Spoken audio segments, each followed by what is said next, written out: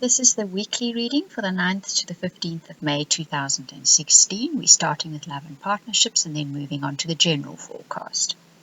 The first card that comes up is the Calling in Your Soulmate card.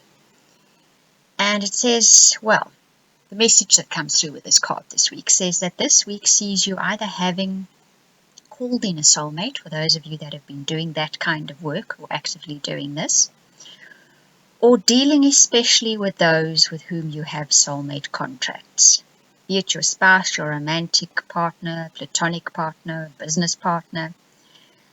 The energies are shifting this person front and center into your life. So those of you that have been calling in soulmates, congratulations. This week that person appears in your periphery, in your circle, in your line of vision. Those of you who have soulmates in your life already, soulmates come on many different levels, you're going to find that person is, like I say, front and center in your life. You're going to be dealing very especially with them this week. The second card that comes up says, love is an angel disguised as lust. This is interesting. The message coming through with this card is that sometimes we probably feel, and we have a lot of outside pressure nowadays on this whole soulmate thing. A lot of people play it down, even ridicule it, call it ridiculous, make a person feel a little bit silly for wanting to call someone like this in. But the understanding should be that if you feel the need to be doing this, there is a reason for that. And that should you call this person in, regardless of the reasoning for it, and you manage to do so, you will be learning the lessons that you need to learn. So life has a way of disguising what it wants us to learn, what it wants to teach us. The universe wants to teach us certain things. It will disguise it in different packaging. That is what this card is saying. So something that you truly, truly want, you truly, truly want it for a reason. And the universe will most likely deliver it to you because it sees an opportunity to teach, for you to learn, for you to expand. Okay?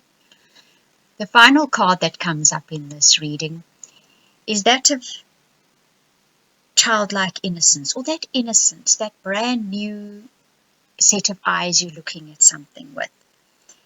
And that is saying that this then will create the opportunity for you to see things with brand new eyes, with that unbridled joy or passion for something.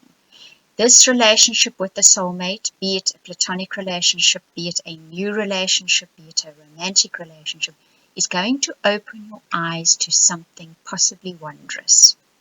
So that's definitely something to look forward to this week. Now we move on to your general reading. The first card that comes up in the general reading, it's not what I would call the happiest card in this deck.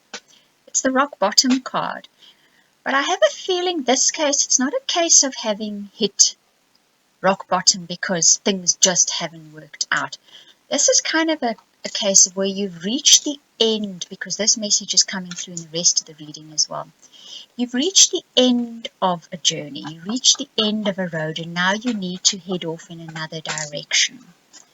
So the message here is, don't try to pursue whatever it is beyond the point that it's come to. It's not a dead end. I don't want to call it a dead end. It's reached a plateau and you need to move on now. Don't try to push it further than that. It needs to change. It needs to evolve now. You've reached the point where it needs to evolve. And it says you can no longer proceed in the same manner. A new direction and a new strategy are called for. A miracle is about to occur, but only if you let go and completely surrender. You can even admit you have no idea where to go to from here. That's perfectly acceptable. And when you surrender entirely to that idea and you sort of open your hands and your heart and your mind to, right, where do I go to from here? Then watch all sorts of synchronicities appear in your life to show you the way. But you need to surrender to the idea that you genuinely don't know where to go to from here. And then watch for the signs, because it will be showing you where to go. So the next card that comes up is the one of vulnerability. And this says you have to be open and honest about where you are at. This is with yourself. So be honest about the fact that you might have reached the end of a road and that it now needs to go head off in another direction. You need to try something new. You need to do something differently. And then it says, allow yourself to be fully who you are. So that could be where the end of the road has been reached. You have been doing something which is not you. And you've now realized you can no longer do that. And you're going to have to do things differently now. You're going to have to do something differently, or you're going to have to do things differently. This says, risk showing the world who you truly are. Then there was supposed to be one more card, and two came up. So I will read them both. This then says, towards the end of the week, you realize that even though you thought you didn't have enough, you've actually in fact got it all. This card depicts a woman looking in the mirror, and she's dressed in the finest finery, but the image she sees in the mirror is her dressed poorly. So this is a realization that all along you've thought you don't have it all, but in fact you do have it all. It's inside of you, probably. One wants to go that far with it.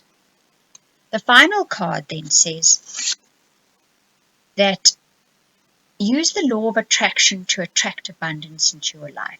Think, behave, and feel as if you have it all already. This follows on from that theme. Instead of continually focusing on what you don't have, focus on what you do have. And that's an inner feeling. Focus on the fact that you do have everything you need right inside of you, right around you. Tell yourself, believe it, live it, that you have everything, that you are rich with abundance, and then watch how abundance flows into your life. I know you've all heard these sayings, you've heard these teachings, but this week it says practice those teachings and watch the results. That means the energies are specifically good, the potential is great to manifest these teachings this week. Your guidance, the first card that comes up is that of the Lion card. And once again, this says a situation has reached a conclusion. So this is underlined for you. Gracefully let go of whatever it is, knowing you are now about to embark on a new level of your journey. It has reached its natural conclusion. The next card says, and this is the brand new beginning. There's new opportunities coming. There's time for a new fresh start. There's the potential here. The opening is here for a fresh start. Just having gotten that new moon, this is entirely possible, likely, and the energies are perfect for it.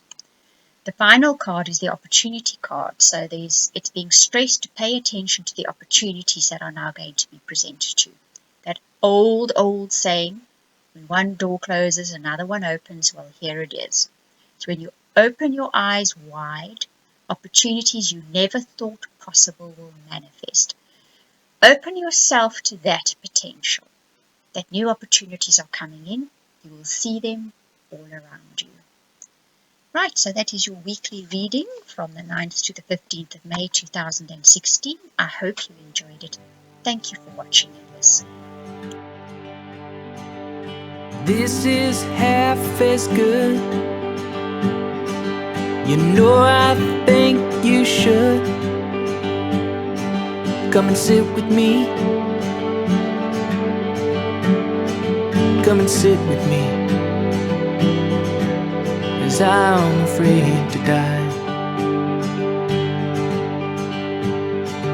And float with me like an angel. Fall in love with me, overdo it. Float with